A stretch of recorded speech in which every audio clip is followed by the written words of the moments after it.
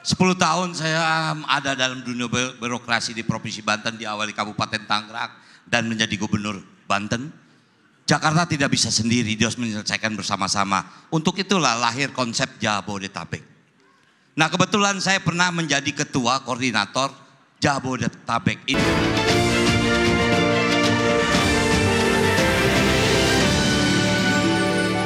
Calon gubernur, dan kita akan melanjutkan berikutnya. Bersama kami di dalam debat pertama calon gubernur dan calon wakil gubernur DKI Jakarta pemilihan tahun 2024. Dan untuk segmen ketiga kami akan kembali dengan pendalaman visi, misi dan program kerja dengan memberikan pertanyaan yang telah dibuat oleh para panelis. Namun sebelum itu kami ingatkan para hadirin baik yang ada di ruangan maupun di luar ruangan untuk tetap mematuhi tata tertib yang berlaku. Dan di segmen ini kami mohon untuk ketiga calon wakil gubernur untuk maju ke depan mejanya masing-masing. Dan di segmen ketiga ini pertanyaan dimulai untuk calon wakil gubernur nomor urut 1 Bapak Suswono. Dan kami akan mengundang panelis Andita Firseli Utami MPP untuk mengambil undian subtema pertanyaan di dalam fishbowl. Silakan. Oke, dibuka bolanya. Diperlihatkan ke kamera.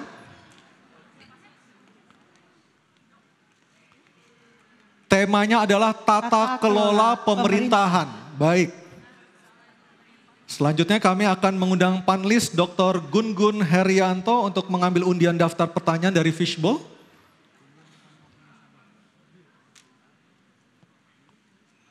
Huruf diperlihatkan. B. B. Oke, tata kelola pemerintahan huruf B. Baik, ini dia. Masih tersegel. Silakan kita Anissa, masih tersegel. Ke kamera. Ini menandakan kerahasiaan pertanyaan yang telah disusun oleh para panelis terjaga dengan baik. Baik, kita ingatkan sekali lagi para calon wakil gubernur untuk mendengarkan dengan seksama karena pertanyaan tidak akan kami ulang. Pertanyaan untuk calon wakil gubernur nomor urut 1 Bapak Suswono. Pada tahun 2023 Jakarta beberapa kali mengalami kualitas udara terburuk di dunia dengan rata-rata nilai Air Quality Index 120 hingga 170 termasuk kategori tidak sehat. Untuk menyelesaikannya Jakarta perlu berkolaborasi dengan pemerintah pusat, pemerintah daerah dan industri. Belum lagi penanganan banjir, transportasi terintegrasi, sampah, perumahan dan ketersediaan air bersih. Pada saat bersamaan Jakarta sedang bertransformasi menjadi kota global seiring dengan perubahan status menjadi daerah khusus Jakarta. Pertanyaan, bagaimana Anda akan membangun kolaborasi intergovernment dan intra-government dalam kebijakan publik dan pelayanan publik? Silakan dijawab Pak dalam waktu 2 menit. Ya, tentu saja kolaborasi adalah satu keniscayaan yang harus dibangun. Karena tidak mungkin Jakarta ini tentu dengan berkurangnya lahan dan juga tidak mungkin lagi dengan ke depan akan menjadi kota global. Maka industri yang nanti akan ditampilkan adalah industri kreatif. Termasuk dalam rangka apa? Mengurangi polusi. Kenapa? Karena memang Jakarta saat ini adalah terpolusi nomor 3 di dunia. Tentu saja ini harus dikelola secara baik dengan apa? Dengan upaya meningkatkan tanaman-tanaman yang baik yang akan bisa menyerap CO2 sehingga akan berkurang. Kami punya target 3 juta pohon yang akan ditanam di Jakarta ini. Yang utama lagi adalah bagaimana sebetulnya tata pengelolaan pemerintahan ini agar rakyat Jakarta merasa benar-benar dilayani dengan baik. Kami sudah berkeliling dan masih banyak keluhan-keluhan yang dilakukan. Oleh karena itu tata pemerintahan yang baik yang akan kita lakukan adalah bagaimana aduan langsung pelayanan. Agar rakyat langsung bisa berkomunikasi langsung dengan hotline kepada kantor gubernur. Inilah yang nanti akan kita lakukan. Jadi pelayanan digital adalah satu keniscayaan juga yang juga nanti akan kami lakukan sehingga rakyat akan mudah melakukan aduan-aduan. Dan yang penting lagi adalah bagaimana agar dana-dana yang ada di Jakarta ini bisa dikelola dengan baik agar tidak mubadir ataupun tidak sia-sia karena adanya masih ada indikasi korupsi masih tinggi. Oleh karena itu tentu ini yang akan kita lakukan agar semua pendapatan daerah dari Jakarta ini akan bermanfaat sebesar-besarnya untuk kemakmuran rakyat Jakarta. Masih ada waktu, Masih Pak? ada Pak waktunya? Ya, saya kira cukup. Cukup? Baik, Oke, baik. Terima kasih. Selanjutnya,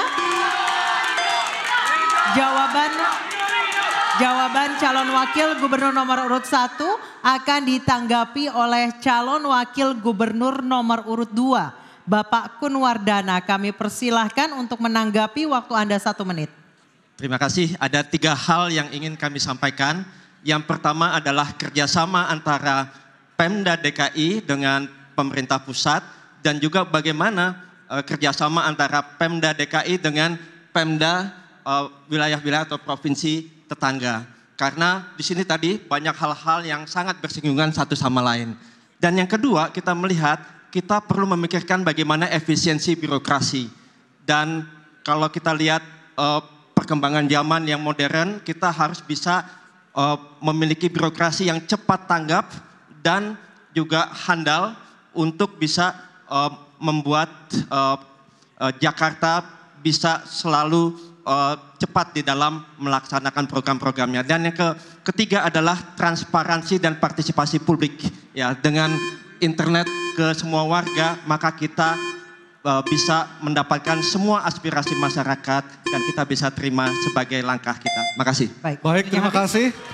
Dan selanjutnya kita akan mendengarkan jawaban dari calon wakil gubernur nomor urut 3, Bapak Rano Karno atau Sidul, untuk menanggapi jawaban dari calon wakil gubernur nomor urut 1. Kami persilahkan Bapak Rano Karno, waktu Anda 1 menit. Terima kasih. 10 tahun saya ada dalam dunia birokrasi di Provinsi Banten, diawali Kabupaten Tangerang dan menjadi gubernur Banten.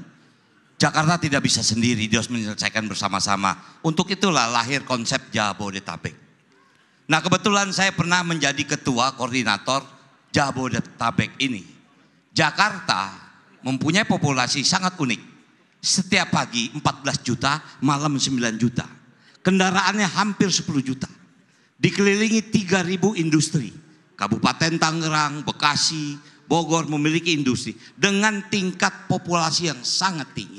Nah, itulah makanya setelah Jabodetabek ini dilihat, dikembangkan menjadi aglomerasi. Karena di Jakarta tidak bisa menyelesaikan sendiri.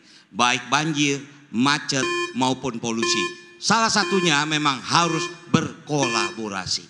Mungkin itu jawaban saya. Terima kasih. Baik, terima kasih. Terima kasih. Selanjutnya kita kembali ke calon wakil gubernur nomor urut 1, Bapak Suswono, untuk merespon tanggapan dari kedua calon wakil gubernur. Waktu Anda 1 menit, silakan Pak Suswono. Terima kasih, tanggapannya mendukung apa yang saya sampaikan tadi. Intinya adalah bagaimana desentralisasi itu harus dilakukan dalam rangka tadi mengurangi upaya pengeluaran atau kebocoran dari anggaran. Yaitu 1 miliar untuk 1 RW, 1 miliar 1 RW untuk 5 tahun dengan cara padat karya, dan disitulah nanti kemungkinan disitulah padat karya, dengan demikian akan menciptakan lapangan kerja. Yang kedua, integritas para ASN di pemerintah DKI Jakarta ini tentu saja harus tetap memiliki integritas dan penuh melayani, transparan dan transformatif.